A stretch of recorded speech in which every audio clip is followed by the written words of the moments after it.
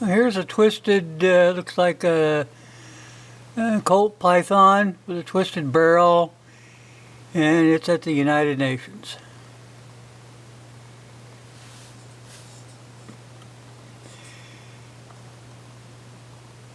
You got a reason for all this stuff. Just hang on, people.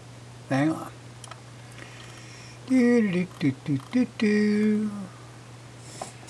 Yeah. Okay, let's see. There's a UN charter. Okay, assume missing some more.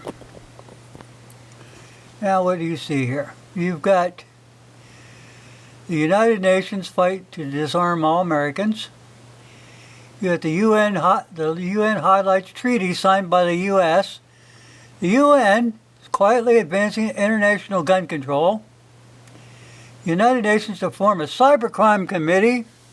You know, they already got that set up, you know, because did you see that thing about Amazon and what's that guy's name, Beddoes or something, and some Saudi Arabian guy supposedly hacking his account, and oh yeah. United Nations declares armed trade treaty. There's a United Nations UN climate change summit. United Nations vote to take the first step towards, yeah. Okay, now, okay, we got that much out of the way. Now we're going to go down here just a little bit. Hang in there, people, hang in there. This is not easy what Fuzzy does. Work, work, work, work, work, work, work. I even have to think what the heck it was called.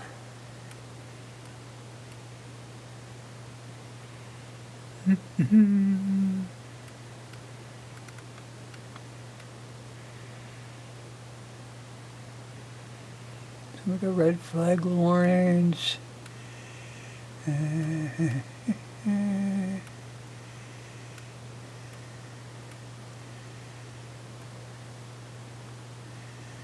Oh yeah. At what point, people?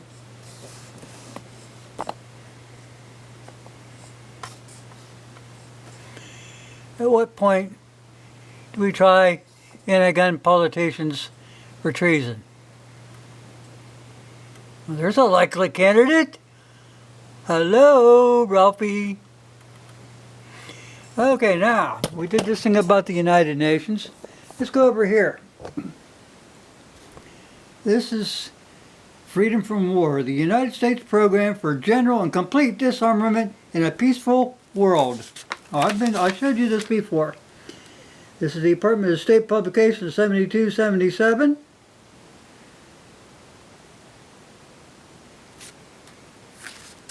There's also a public law. Shoot, can't remember the public law. 87 something. I'll remember it later. Anyway, let's go here. Treason. A breach of allegiance to one's government, usually committed through levying war against the government or by giving aid or comfort to the enemy. The offense, or attempting to, by overt acts, to overthrow the government, undermining the Constitution of the state from which the offender was alleged he had his allegiance, or betraying the state into the hands of a foreign power. Now what is going on is the federal government and the states are both betraying our state and our federal government into the hands of a foreign power, the United Nations. Treason consists of two elements: adherence to the enemy, yeah, it's just what they're doing, and rendering him aid and comfort. Yep, because that way, they get funds. 25% of our gross national whatever debt, whatever it is, we pay to the United States. Any person who was convicted of treason, only on the testimony of two witnesses, or a confession in an open court. Now, let's go over here to traitor.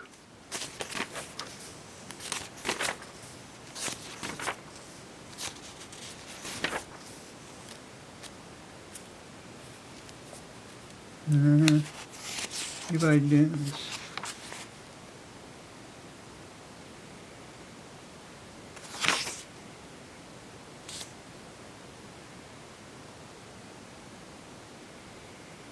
I'll find it. Someplace. Okay, somebody hid traitor. How could they do that? Ah, right here. Traitor. One who is being trusted and they betray and they are guilty of treason. In criminal pleading at common law, it's an essential word in indictments for treason. The offense must be laid to have been committed traitorously. Remember that. And where am I getting this information from? Black's Law Dictionary, 6th edition. And like I said, right here, I mean, they're even saying right back here, in their different stages.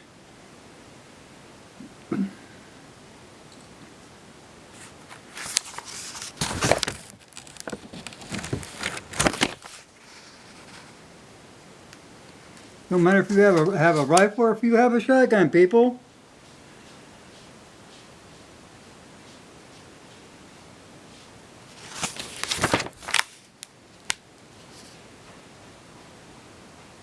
UN Peace Force equipped all types of weapons and armaments will be fully functioning.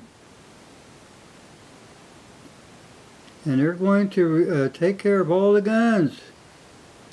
And they're going to be destroyed or converted to a peaceful purpose. Yep. Peacekeeping capability of the nation would be sufficiently strong in obligations to all states and arrangements sufficiently far-reaching as to assure peace and just settlement for differences in a peaceful world.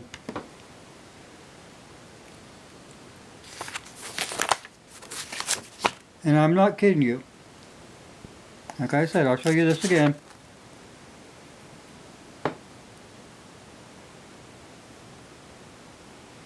Once you look at the date, released in September 1961. Okay, that's what you're up against. All these people have been committed treason. They're traitors to the country. For when they took an oath, so on and so forth, all that good stuff. Politicians have been hoping to ban guns and related items in the United States for years. Like I said, this is about at what point do we try anti-gun politicians for treason? Okay. They've tried with magazine types of bullet gun accessories, silencers, bump stocks. They use taxes as deterrent to purchase. Okay, and every time they have gun registration, it's historically led to gun confiscation. These attempts are clearly unconstitutional and upsetting, and sometimes even life-threatening. But you know, you're not getting the damn son of a bitch and lazy bastards called the Supreme Court because they don't know how to interpret law. They don't. Okay, legal process and all this good stuff. Politicians are free to propose whatever laws they wish, no matter how unconstitutionally they may be, and enforce them for however long they can before the courts actually strike them down. And here's the thing. As soon as those effing laws are passed, it should go straight to the Supreme Court to see if any of it is constitutional to begin with, before it's let out into the public. Certainly our nation's founders did not create the Constitution as a set of rules to be broken by politicians at their will and no punishment. And yet, because we don't respond to violations with punishment, politicians know they can act with impunity. So they continue to treat the rest of the founding document without any kind of respect. Today, rather than living in a constitutional republic, we find ourselves living in a constantly violated republic.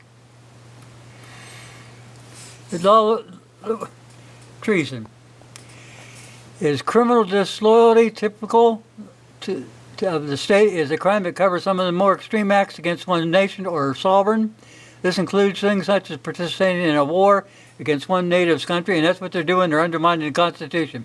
Attempt to overthrow our government. That's what they're doing. Spying on its military, its diplomats, or its secret service for a hostile and foreign power, the United Nations, or attempting to kill its head of state. A person who commits treason is known in law as a traitor. Violating the clearly enumerated constitutional rights of citizens without due process can be said to be an attempt to overthrow the founding principles of our government and therefore an act of waging war against the government itself. They're bringing armed agents into the state to bear against the citizens without due process and enforce unconstitutional laws. And that's a war against the citizens.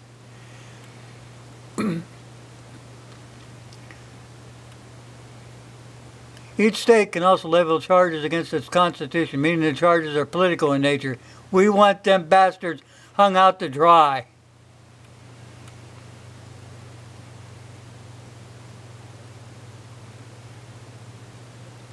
Okay, people, I'll put a link to this.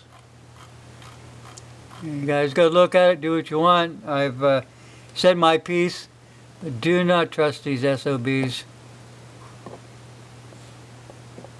Now, if you break any kind of a law, guess what? You go to jail. The thing is, you know, they can't, technically, the Constitution was made so that the states and the federal government had to follow that law.